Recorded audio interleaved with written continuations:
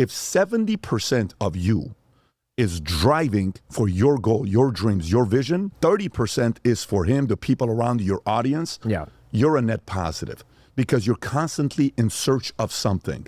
If somebody is 50-50, they're typically a good advisor because they don't want anything from you. You know, the only thing they want from you is a little bit of credit to say, hey, John, thank you for that advice.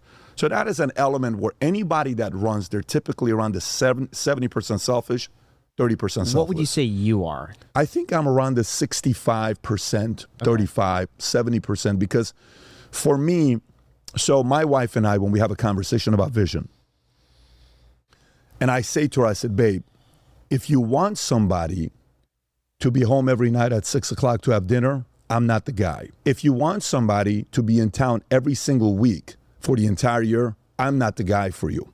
If you want somebody that's going to sit there and say, oh my God, I'm so sorry, I'm this, I'm that, I'm this, I'm not that guy. I'm not compromising my vision because that vision is a commitment I have to my father, my heritage, my family, and my God. I'm not compromising that vision. I'm not compromising my values and principles. These are things that I'm fighting for.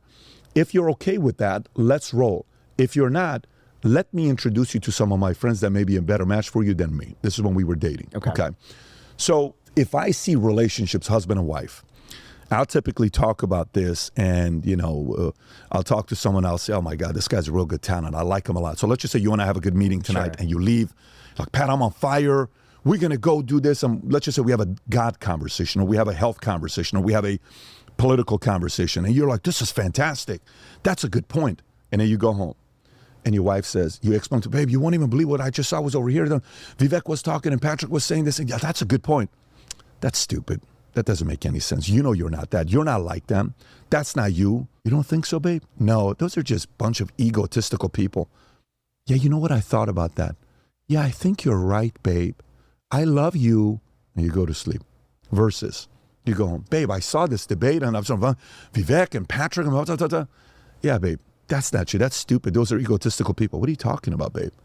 Yeah, those are egotistic. These are people that only care about themselves. I'm sorry, babe. You care about you. Take care of yourself. I'm glad you do. I do. I love the fact that they're driven. I like being around people that are doing this. They inspired me tonight. Babe, you know, we want to live a different life. Babe, I don't know what life you want to live. This is the life I want to live. I'm hoping you're bought in.